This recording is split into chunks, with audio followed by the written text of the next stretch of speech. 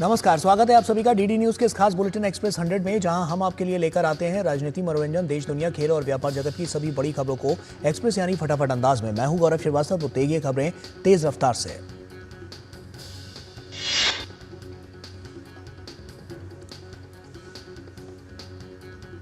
Brazil के Rio de Janeiro में आयोजित हो रहे G20 सम्मेलन में हिस्सा लेने के लिए प्रधानमंत्री नरेंद्र मोदी जब कार्यक्रम स्थल पर पहुंचे तो उनका राष्ट्रपति लूला डी सिल्वा ने स्वागत किया।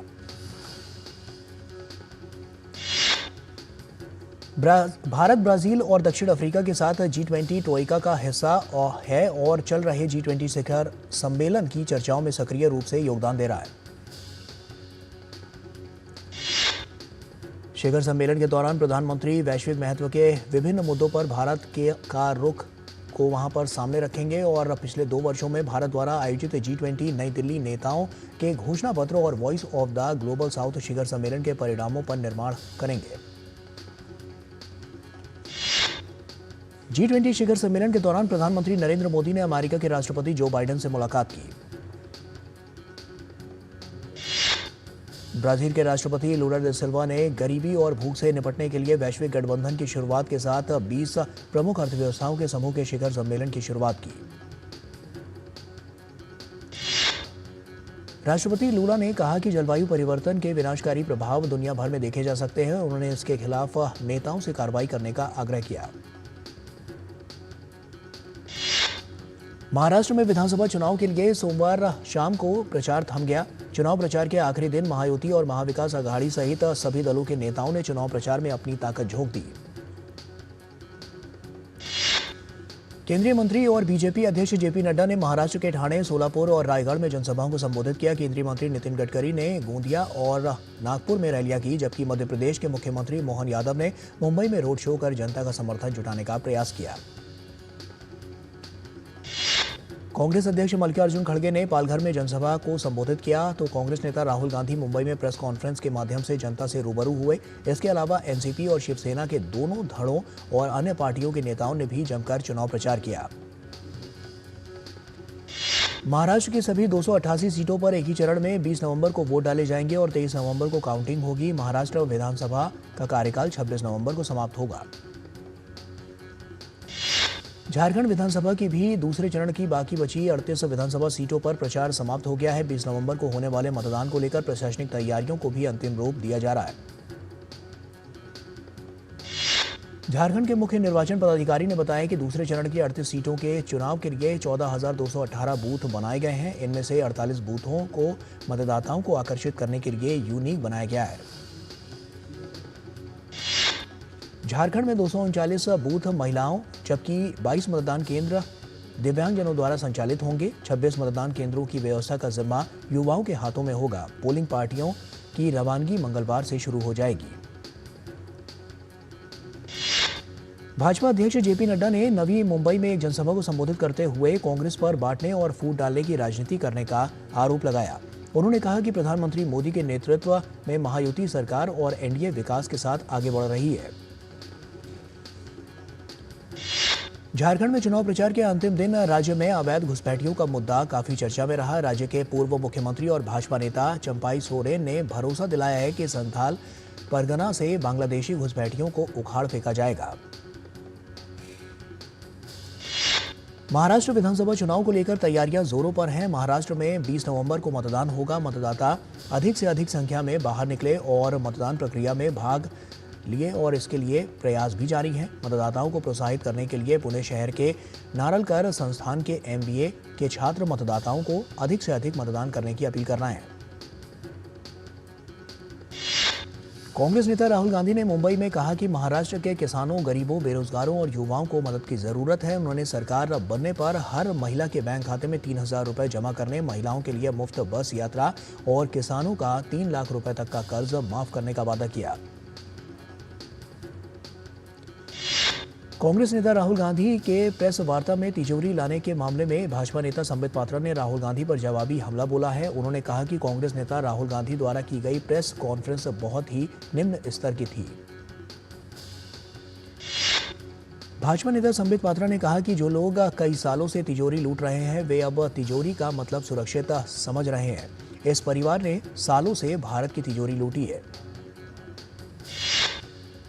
दिल्ली के पूर्व मंत्री और पूर्व आम आदमी पार्टी नेता कैलाश गहलोत भाजपा में शामिल हो गए हैं। केंद्रीय मंत्री मनोहर लाल, दिल्ली बीजेपी प्रदेश अध्यक्ष वीरेंद्र सचदेवा और अन्य भाजपा नेताओं की मौजूदगी में कैलाश गहलोत भाजपा की सदस्यता उन्होंने ग्रहण की। भाजपा में शामिल होने के बाद कैलाश गहलोत ने साफ किया है कि पार्टी छोड़ने और भाजपा में शामिल होने का फैसला किसी दबाव में नहीं लिया। उन्होंने कहा कि वे अन्ना आंदोलन के समय से पार्टी से जुड़े थे।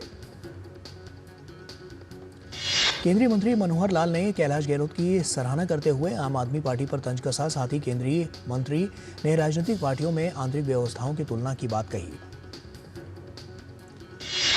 राष्ट्रपति द्रौपदी मुर्मू ने आज राष्ट्रपति भवन में आयोजित एक समारोह में Switzerland, Jordan, Papua New Guinea, दक्षिण अफ्रीका, म्यांमार और मिस्र के राजदूतों व उच्चायुक्तों से परिचय पत्र स्वीकार किए। गृह मंत्री अमित शाह ने मणिपुर मामले में उच्च अधिकारियों के साथ की बैठक और राज्य में शांति स्थापित करने की कही बात। 50 अतिरिक्त अर्धसैनिक बलों की कंपनियां मणिपुर में तैनात की जाएगी। राष्ट्रीय जांच एजेंसी ने मणिपुर में हुई हिंसा से जुड़े 3 मामलों को अपने हाथ में ले लिया है। इन घटनाओं के कारण कई लोगों की जान गई थी और सार्वजनिक व्यवस्था में व्यवधान उत्पन्न हुआ था। गृह मंत्रालय मणिपुर में शांति बहाल करने के प्रयासों में लगा है और साफ तौर पर कहा है कि किसी भी तरह की हिंसा को बर्दाश्त नहीं किया जाएगा। गृह मंत्रालय द्वारा हाल ही में जारी आदेश के बाद एजेंसी ने मणिपुर पुलिस से ये मामले अपने हाथ में ले लिए हैं। केंद्रीय मंत्री सर्बानंद सोनोवाल ने दिल्ली में ग्रीस के समुद्री मामलों और द्वीपीय नीति मंत्री क्रिस्टोस स्टाइलियानाइडाइस के साथ बैठक की और इस बैठक में माल के समुद्री परिवहन और निवेश आदि मुद्दों पर विचार विमर्श किया गया। प्रधानमंत्री शहरी आवास योजना 2.0 पर एक राष्ट्रीय कार्यशाला का आयोजन किया गया। इस कार्यक्रम में केंद्रीय आवासन और शहरी कार्य मंत्री मनोहर लाल और आवासन और शहरी कार्य राज्य मंत्री तोखन साहू सहित विभिन्न राज्यों से आए विभाग के प्रतिनिधि मौजूद रहे। केंद्रीय प्रत्यक्ष कर बोर्ड के अध्यक्ष रवि अग्रवाल ने भारत अंतर्राष्ट्रीय व्यापार मेले में आयकर विभाग के स्टॉल का उद्घाटन किया। इस मौके पर उन्होंने 6 पत्रिकाओं का लोकार्पण भी किया। सीबीडीटी के अध्यक्ष ने इनकम टैक्स द्वारा लगाई गई प्रदर्शनी का जायजा भी लिया। केंद्रीय प्रत्यक्ष कर बोर्ड के अध्यक्ष रवि अग्रवाल ने कहा कि आयकर संग्रह में लगातार बढ़ोतरी हो रही है और लोगों के टीडीएस रिफंड प्रक्रिया में भी तेजी लाई गई है। इतना ही नहीं, नुक्कड़ नाटक के माध्यम से भी इनकम टैक्स के बारे में लोगों को जागरूक किया जा रहा है। हरियाणा सरकार में मंत्री अनिल विज ने आम आदमी पार्टी पर हमला बोलते हुए कहा कि मुझे लगता है कि आम आदमी पार्टी का पतझड़ आ गया है और इसके पत्ते गिरने लगे हैं। उन्होंने कहा कि जो भी ईमानदार आम आदमी पार्टी में आए तो वो अब सभी इसको छोड़कर जा रहा है। राजधानी दिल्ली का प्रदूषण लगातार खतरनाक स्तर पर बना हुआ है। आंखों में जलन और सांसों पर प्रदूषण के पहरे ने दिल्ली के लोगों का जीना मुहाल कर दिया है। दिल्ली के आधे दर्जन इलाकों में वायु गुणवत्ता का स्तर 500 के करीब पाया गया है। दिल्ली में बढ़ते प्रदूषण को लेकर सियासत तेज हो रही है। दिल्ली भाजपा अध्यक्ष वीरेंद्र सचदेवा और भाजपा सांसद प्रवीण खंडेलवाल ने केंद्रीय सचिवालय मेट्रो स्टेशन पर जनता को मास्क वितरित किए। वीरेंद्र सचदेवा ने कहा कि दिल्ली की हालत बिगड़ती जा रही है। इसे रोकने के लिए पंजाब में पराली जलाना बंद करना होगा। प्रदूषण की ये स्थिति दिल्ली सरकार के खराब कामकाज के कारण है और लोगों को इसका खामियाजा भुगतना पड़ रहा है। दिल्ली के मुख्यमंत्री आतिशी के प्रदूषण गंभीर स्थिति को लेकर केंद्र सरकार से सवाल पूछने पर भाजपा नेता हरीश खुराना ने निशाना साधा है। उन्होंने कहा कि 10 साल में आम आदमी पार्टी ने प्रदूषण को कम करने के लिए कोई काम नहीं किया। दिल्ली में वायु प्रदूषण की स्थिति गंभीर श्रेणी में बनी हुई है। ऐसे में दिल्ली के मुख्यमंत्री आतिशी ने राजधानी में प्रदूषण नियंत्रण पर जनता को भरोसा दिलाया। उन्होंने कहा कि हम प्रदूषण नियंत्रण के लिए हर संभव प्रयास कर रहे हैं। दिल्ली के मुख्यमंत्री ने प्रदूषण नियंत्रण पर पंजाब सरकार द्वारा किए जा रहे प्रयासों का भी समर्थन करते हुए कहा कि पंजाब को छोड़कर दूसरे राज्यों में पराली जलाने की घटनाएं बढ़ी हैं। प्रदूषण के कारण गैस चैम्बर बनी दिल्ली को लेकर राज्यसभा सांसद स्वाति मालीवाल ने दिल्ली की मुख्यमंत्री आतिशी मारलेना को आड़े हाथ लिया। स्वाति मालीवाल ने सोशल मीडिया प्लेटफॉर्म पर लिखा कि दिल्ली पूरी तरह से गैस चैम्बर बन चुकी है। जगह जगह कूड़े को जलाया जा रहा है। ना पराली जलनी बंद हुई है। आंकड़े छिपाए जा रहे हैं। करोड़ों की लागत से सीपी में लगे स्मोक टावर पर ताला लगा हुआ है। ओडिशा में सर्दी की दस्तक देते ही प्रख्यात चिल्का झील पर बड़ी संख्या में प्रवासी पक्षियों का आना भी शुरू हो गया है। ओडिशा वन विभाग सर्दी के मौसम के चलते प्रवासी पक्षियों की सुरक्षा और संरक्षण सुनिश्चित करने के लिए सभी आवश्यक सावधानियां बरत रहा है। 2024 यात्रा सीजन में रिकॉर्ड तीर्थयात्री श्री बद्रीनाथ और केदारनाथ के दर्शन को पहुंचे। बद्रीनाथ केदारनाथ मंदिर समिति ने बताया कि इस वर्ष कुल 30,87,417 तीर्थयात्रियों ने बद्रीनाथ और केदारनाथ धाम के दर्शन किए।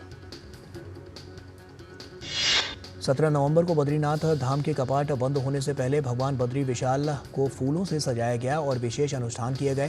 केदारनाथ धाम के कपाट भाई दूज पर वैदिक रीति से बंद किए गए। गंगोत्री धाम और हेमकुंड साहिब के कपाट पहले ही बंद हो चुके हैं। झांसी मेडिकल कॉलेज अग्निकांड जैसी दुर्घटना भविष्य में दोबारा न हो, इसके लिए उप मुख्यमंत्री ब्रिजेश पाठक ने अधिकारियों के साथ लखनऊ में बैठक की। उप मुख्यमंत्री ने अधिकारियों को निर्देश दिया कि सभी मेडिकल कॉलेज की फायर सेफ्टी ऑडिट कराई जाए। उत्तर प्रदेश के चित्रकूट में आयुष्मान भारत प्रधानमंत्री जन आरोग्य योजना के तहत 70 वर्ष से अधिक आयु वर्ग के सभी वरिष्ठ नागरिकों के स्वास्थ्य बीमा कार्ड बनाए जा रहे हैं। जिले में अब तक वरिष्ठ नागरिकों के 700 से अधिक आयुष्मान कार्ड बनाए जा चुके हैं। दिल्ली में बढ़ते प्रदूषण पर लगाम लगाने के उपायों को लागू करने की मांग वाली याचिका पर सुप्रीम कोर्ट में सुनवाई हुई, जिसमें सुप्रीम कोर्ट ने ग्रैप 3 लागू करने में देरी के लिए वायु गुणवत्ता प्रबंधन आयोग की खिंचाई की। कोर्ट ने दिल्ली सरकार से कहा है कि AQI 300 पहुंचते ही ग्रैप 3 क्यों नहीं लागू किया गया। कोर्ट ने पूछा कि जब 11 नवंबर के बाद से ही AQI 300 के पार कर गया था तो ग्रैप 3 लागू करने के लिए 14 नवंबर तक क्यों इंतजार किया गया। कोर्ट ने यह भी साफ किया है कि अगर AQI सुधरता भी है तो भी बिना कोर्ट की इजाजत के ग्रैप 4 नहीं हटेगा। कोर्ट ने सभी राज्यों और केंद्र सरकार से गुरुवार तक हलफनामा दाखिल करने को भी कहा है। पंजाब के पूर्व मुख्यमंत्री बेअंत सिंह की हत्या के मामले में सुप्रीम कोर्ट ने अपने आदेश के अमल पर फिलहाल रोक लगा दी है। केंद्र की ओर से सॉलिसिटर जनरल तुषार मेहता ने कोर्ट को बताया कि राजवाना की दया याचिका अभी गृह मंत्रालय के पास ही लंबित है। नेताजी सुभाष चंद्र बोस को लेकर दाखिल की गई एक याचिका पर सुप्रीम कोर्ट ने सोमवार को सुनवाई से इनकार कर दिया है। सुप्रीम कोर्ट का कहना है कि सुप्रीम कोर्ट हर चीज की दवा नहीं है, हम हर चीज के विशेषज्ञ नहीं है। सुप्रीम कोर्ट ने कहा है कि सरकार चलाना कोर्ट का काम नहीं है। वित्त मंत्री निर्मला सीतारमण ने कहा है कि भारतीय स्टेट बैंक चालू वित्त वर्ष में अपने कुल नेटवर्क को 23,000 तक पहुंचाने के लिए 500 और शाखाएं खोलेगा। वित्त मंत्री निर्मला सीतारमण ने मुंबई में सार्वजनिक क्षेत्र के बैंक की मुख्य शाखा की 100वीं वर्षगांठ के अवसर पर आयोजित कार्यक्रम में इस बात की जानकारी दी और कहा कि बैंक का आकार 1921 के बाद से काफी बढ़ गया है। भारतीय रिजर्व बैंक के गवर्नर शक्तिकांत दास ने बैंकों के बोर्ड से अनैतिक व्यवहार पर अंकुश लगाने के लिए आंतरिक कामकाज के ढांचे को मजबूत करने को कहा। भारतीय अर्थव्यवस्था को लेकर आरबीआई के गवर्नर शक्तिकांत दास ने कहा है कि भारतीय अर्थव्यवस्था और वित्तीय क्षेत्र वैश्विक घटनाओं से उत्पन्न किसी भी प्रभाव को संभालने के लिए पूरी तरह से तैयार है। आयकर विभाग ने करदाताओं को आगाह किया है कि विदेश में रखी गई संपत्ति या विदेश में अर्जित आय का खुलासा ITR में न करने पर 10 लाख रुपए तक का जुर्माना लग सकता है। भारत में वैश्विक क्षमता केंद्र 2030 तक 100 अरब अमेरिकी डॉलर का उद्योग बनने की राह पर है। ये एक रिपोर्ट में इस बात की जानकारी देते हुए कहा गया है कि उद्योग में 25 लाख से अधिक पेशेवर काम करेंगे। भारत के स्मार्टफोन निर्यात ने एक नया रिकॉर्ड बनाया है। अक्टूबर महीने में देश का स्मार्टफोन निर्यात 200 करोड़ रुपए के आंकड़े को पार कर गया है। ये अब तक का सबसे बड़ा मासिक रिकॉर्ड है। चालू वित्त वर्ष के पहले 7 महीनों के दौरान भारत का स्मार्टफोन निर्यात 1060 करोड़ के आंकड़े को पार कर गया है। ये पिछले वर्ष की समान अवधि के मुकाबले 37% ज्यादा है। देश से स्मार्टफोन निर्यात में सबसे ज्यादा भागीदारी एप्पल के आईफोन की है। इस बीच स्मार्टफोन PLI योजना ने सरकार के राजस्व को बढ़ाया है। PLI योजना के कारण देश के स्मार्टफोन सेक्टर ने अपने निवेश से 19 गुना अधिक मुनाफा कमाया। G20 देशों में भारत की अर्थव्यवस्था 7% की वृद्धि के साथ 2024 में सबसे तेज गति से बढ़ने की उम्मीद है। G20 देशों में विकास दर के मामले में इस साल भारत के बाद 5% की वृद्धि दर के साथ इंडोनेशिया दूसरे और 4.8% के साथ चीन तीसरे स्थान पर है। अक्टूबर में भारत के मुख्य समूह निर्यात में 27.7% की वृद्धि हुई है, जिसमें इंजीनियरिंग सामान, इलेक्ट्रॉनिक्स, रसायन, कपड़ा, समुद्री उत्पाद और चावल जैसी कैटेगरी में वृद्धि विशेष रूप से मजबूत रही। क्रिसिल की रिपोर्ट में इस बात की जानकारी दी गई। और वक्त यहाँ पर एक छोटे से ब्रेक का है, जल्द हाजिर होते हैं। Green Energy Limited, a wholly owned subsidiary of NTPC Limited, Amaha Ratna CPSE, strategically focused on developing a portfolio of utility-scale renewable energy projects, launches an initial public offering of equity shares of face value of rupees 10 each through the book building process with a price band of rupees 102 to rupees 108 per equity share. Bid issue opens Tuesday, November 19, closes on Friday, November 22nd, 2024. For risk factors and more details, please refer to the RHP available on the websites of SEBI, BRLMs, stock exchanges and the company. Muthoot finance gold overdraft, ब्याज सिर्फ उतने ही दिन का भरिए जितने दिन पैसे इस्तेमाल कीजिए। आज ही कॉल कीजिए 1-800-313-1212। ब्रेक के बाद एक बार फिर से आप सभी का स्वागत है। आइए खबरों में आगे बढ़ते हैं। सोमवार को कारोबारी सत्र में शेयर बाजार लाल निशान में बंद हुए। सेंसेक्स 241 अंक गिरने के बाद 77,330 पर बंद हुआ। वहीं निफ्टी 78 अंक की गिरावट के बाद 23,453 पर बंद हुआ। अंतर्राष्ट्रीय स्तर पर कच्चे तेल की कीमतों में तेजी के बावजूद घरेलू स्तर पर पेट्रोल और डीजल के दाम में आज टिकाव रहा, जिससे दिल्ली में पेट्रोल 94.72 रुपये प्रति लीटर और डीजल 87.62 रुपये प्रति लीटर पर पड़े रहे। भारत से अक्टूबर में रत्न और आभूषणों का कुल सकल निर्यात 25,194 करोड़ रुपए रहा। इसमें सालाना आधार पर 9.18% की वृद्धि हुई है। ये पिछले साल की समान अवधि में 22,857 करोड़ रुपए था। ये जानकारी जेम्स और ज्वेलरी एक्सपोर्ट प्रमोशन काउंसिल द्वारा दी गई है। SCL टेक की शाखा SCL सॉफ्टवेयर ने विक्रांत चौधरी को तत्काल प्रभाव से भारत के लिए वरिष्ठ उपाध्यक्ष एवं कंट्री हेड नियुक्त करने की घोषणा की। घरेलू हवाई यात्रियों की संख्या रविवार को एक दिन में पहली बार 5 लाख के आंकड़े को पार कर गई है, जो एक नया रिकॉर्ड है। ये त्योहारों और विवाह समारोह के बीच मजबूत यात्रा मांग को दर्शाता है। केंद्रीय प्रत्यक्ष कर बोर्ड के चेयरमैन रवि अग्रवाल ने कहा है कि चालू वित्त वर्ष में प्रत्यक्ष कर संग्रह 22.07 लाख करोड़ रुपए के लक्ष्य से अधिक रहेगा। सरकार ने PESB के प्रमुख के रूप में मल्लिका श्रीनिवासन का कार्यकाल 1 साल के लिए बढ़ा दिया है। ये आधिकारिक आदेश में ये जानकारी दी गई है। भारतीय तटरक्षक बल ने बेहद फिल्मी अंदाज में 7 भारतीय मछुआरों को पाकिस्तानी कब्जे से छुड़ा लिया है। दरअसल नो फिशिंग जोन में मछली पकड़ रहे इन मछुआरों को पाकिस्तान समुद्री सुरक्षा एजेंसी के एक जहाज नुसरत ने भारत पाकिस्तान समुद्री सीमा के पास पकड़ लिया था। संयुक्त राष्ट्र के महासचिव एंटोनियो गुटरेस ने कहा है कि G20 देशों के पास जबरदस्त आर्थिक और कूटनीतिक ताकत है, इसलिए इसका इस्तेमाल प्रमुख वैश्विक समस्याओं से निपटने के लिए किया जाना चाहिए। गुटरेस ने जलवायु संकट पर भी चिंता जताई। उन्होंने कहा है कि समस्त विश्व इसका प्रभाव देख रहा है और खुद अमेज़न के जंगल में सूखा पड़ना और दक्षिण ब्राजील में आई भीषण बाढ़ इसका उदाहरण है। ब्राजील के रियो में होने वाले G20 शिखर सम्मेलन से पहले अमेरिका के राष्ट्रपति जो बाइडन ने अमेज़न वर्षा वन का दौरा किया और जो बाइडन अमेज़न वर्षा वन का दौरा करने वाले पहले मौजूदा अमेरिकी राष्ट्रपति बन गए। जो बाइडन का दौरा ऐसे समय में हुआ है जब अमेरिका से डोनाल्ड ट्रंप के आने वाले प्रशासन में जलवायु परिवर्तन से निपटने की प्रतिबद्धता कम होने की उम्मीद है। अमेरिकी राष्ट्रपति ने मनोस स्थित अमेज़न के संग्रहालय का भी दौरा किया है और साथ ही पर्यावरण संरक्षण पर काम करने वाले स्थानीय और स्वदेशी नेताओं से भी मुलाकात की। रूस और यूक्रेन के बीच जारी संघर्ष को 1000 दिन से ज्यादा होने वाले हैं। अमेरिका समेत नाटो और अन्य यूरोपीय देशों की मदद से यूक्रेन करीब 3 सालों में रूस के हर हमले का करारा जवाब दे रहा है। ओडिशा पर रूसी हमले में 8 लोग मारे गए हैं, जबकि सुमी में एक रूसी मिसाइल के आवासीय इलाके में गिरने से 11 लोग मारे गए हैं। इसके अलावा खेरसौन में भी 4 लोगों के मरने की खबर है। रूसी सेना ने डोनेट्स्क के एक गांव नोवोलेक्सांद्रिविका पर कब्जा करने का दावा किया है और इसके अलावा रूस लगातार यूक्रेन के ऊर्जा संयंत्रों और बुनियादी ढांचे को भी निशाना बना रहा है, जिसके कारण कई इलाकों में बड़े पैमाने पर ब्लैकआउट की स्थिति है। अमेरिकी राष्ट्रपति जो बाइडेन ने जाते जाते एक ऐसा फैसला किया है जिससे यूक्रेन रूस में संघर्ष की आग और भड़क सकती है।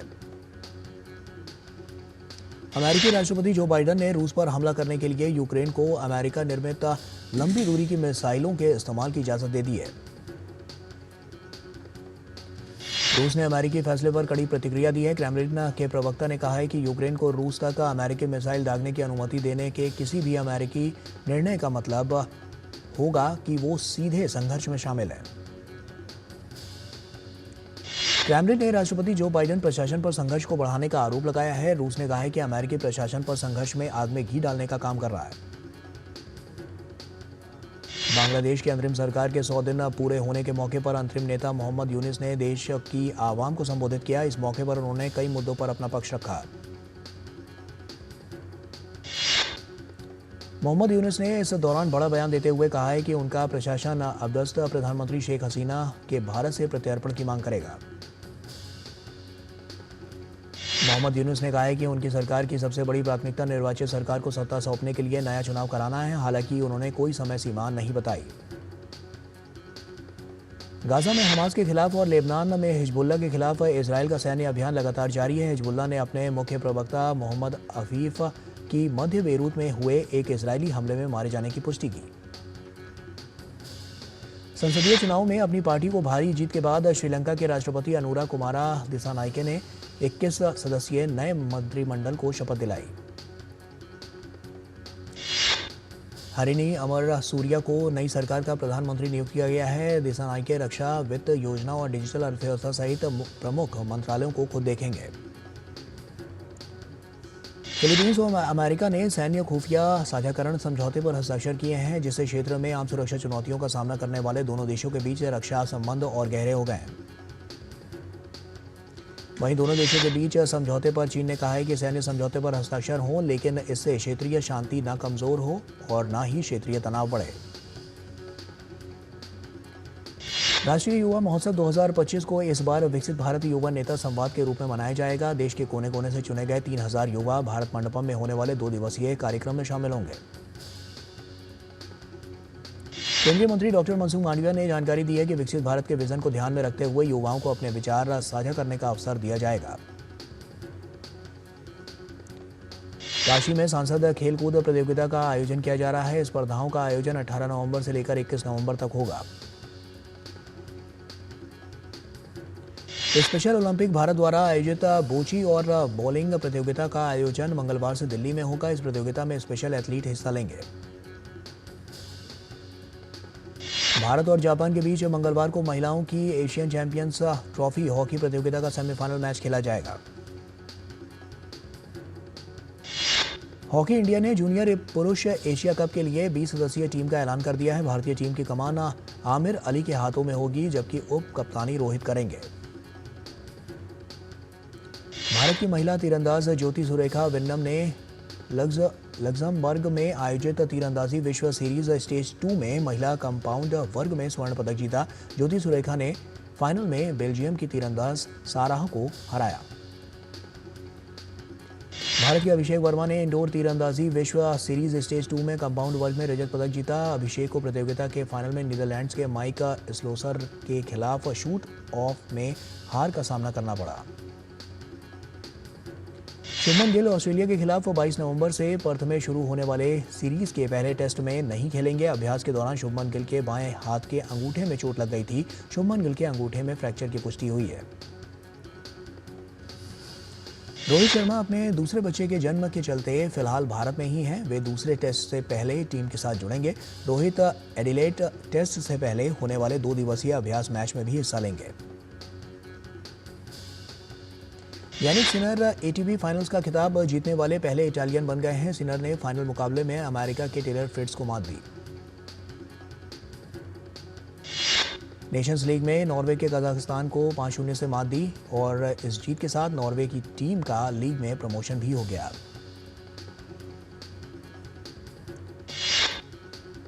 और इसी के साथ फिलहाल इतना ही। दीजिए इजाजत, नमस्कार।